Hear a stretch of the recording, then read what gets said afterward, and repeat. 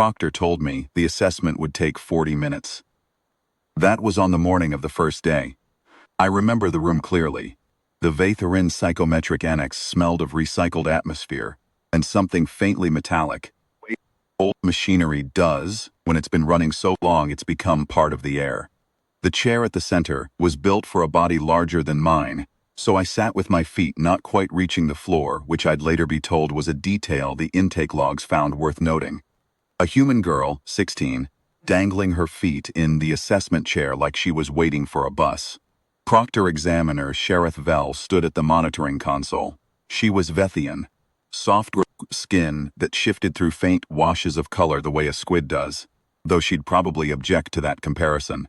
Right then she glowed a steady warm amber, which I'd learned meant professional calm.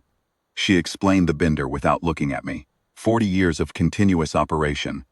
Every species in the collegiate run through intake without exception. Null result rate, 0. It would ask me nothing directly. I would feel a mild pressure behind my eyes. The process would take 35 to 40 minutes. My room assignment was already prepared. I said, "Okay." She glanced at me, a flicker of something pale through the amber. Then she initiated the session and stepped back. The pressure started as described. A mild weight behind the eyes, the first hint of altitude. Not unpleasant. I've had sinus infections worse than that. I sat still and looked at the far wall, which was blank and had nothing worth looking at, and I thought about the cargo manifest I'd had to memorize for the transit exam back home. And then I thought about nothing in particular. And then I noticed the amber Sheriff Vell's skin had started cycling.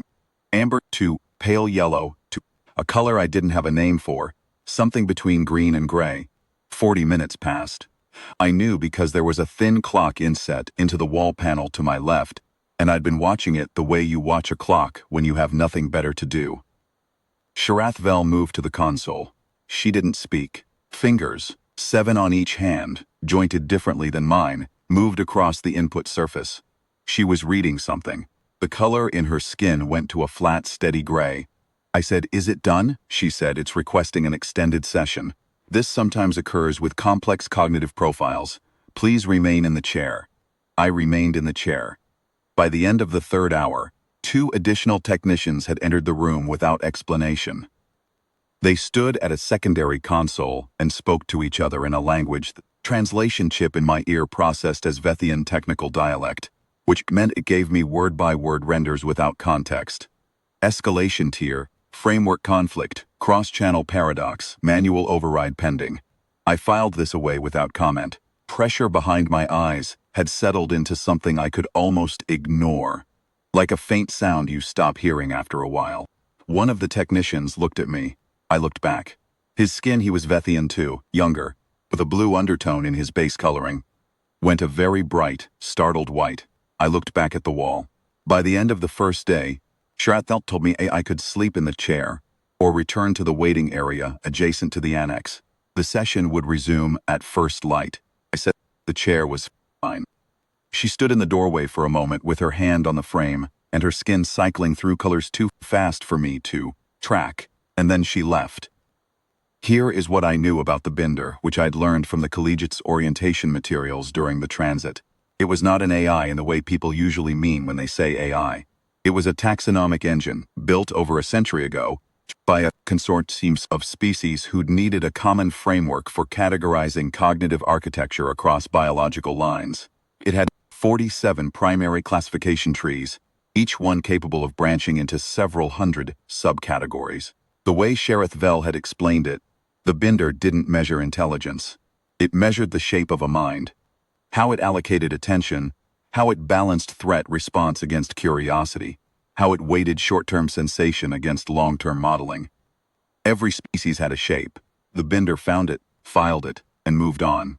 What I knew about myself: I'd grown up in a fishing village on the Icelandic coast, where my father ran weather pattern analysis for the harbor, and my mother cataloged marine species for a university 3,000 kilometers away that she'd never visited in person. I'd read everything I could find. I was afraid of deep water and went snorkeling anyway. I'd been accepted to Sorvelis Collegiate on academic intake, which meant I'd tested into the program on paper, which meant nobody had yet had occasion to run me through anything, designed to measure what I actually was. I didn't think any of that was particularly relevant. I was 16. I didn't have a strong theory about the shape of my own mind. I just sat in the chair. By day 4, there was a department head in the room. I knew this because Sheriff Vel addressed her as senior director, and her skin, when she entered, went entirely still. A flat, trolled silver that I was starting to understand meant careful professional attention, with something else underneath. The senior director was older, heavier, with a bioluminescent filament crest across her collarbone that pulsed slowly in a deep, steady blue. She stood at the console for a long time reading the session logs. Nobody spoke. Then she looked at me. I said, "Hello?" She said, "How are you feeling?" I said, "Fine, a little hungry."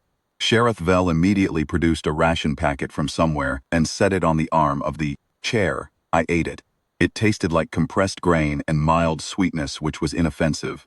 The senior director watched me eat, as though I were doing something technically interesting. The filament crest pulsed a little faster. She said, "The binder is experiencing a difficulty, Faye." I said, "I figured." She said, "It's not a malfunction." I said, "Okay." She looked at me for another moment, then went back to the console. The session continued. I've tried, since then, to explain to people what the binder was apparently finding. The technicians who were willing to talk, off the record, years later, described it this way. The human brain, as it turns out, does not allocate threat response and curiosity sequentially. It runs them simultaneously. A human in a novel environment is afraid and interested at the same time, not one then the other. The binder's framework trees were built on the assumption that these states were mutually exclusive, or at least serially ordered, that a mind would feel threat, resolve or suppress it, and then become curious. Every species it had ever assessed worked that way, even the ones with exotic neurochemistry, even the ones who, by galactic consensus, had cognition structures considered genuinely complex. Humans don't. We're afraid and reaching for it at the same time. We've been that way since before we had words for either state, since whatever first crawled out of something dark and decided the light was worth the risk. The binder could not resolve this into a single classification. It kept finding what it logged as a paradox at the root of the primary decision tree and cycling back to recheck. It escalated tiers. It requested override clearance. It ran subsidiary frameworks developed for edge case biology. None of them had a drawer for both simultaneously. Load-bearing. I didn't know of any of this at the time. I sat in the chair, ate the ration packets Sheriff Vel kept quietly producing, and watched the clock. On the morning of the 7th day, the room was quieter than it had been all week. Just Sheriff Vel at the console, and me in the chair, and the soft hum of the binder's processing cores in the wall behind the white panel.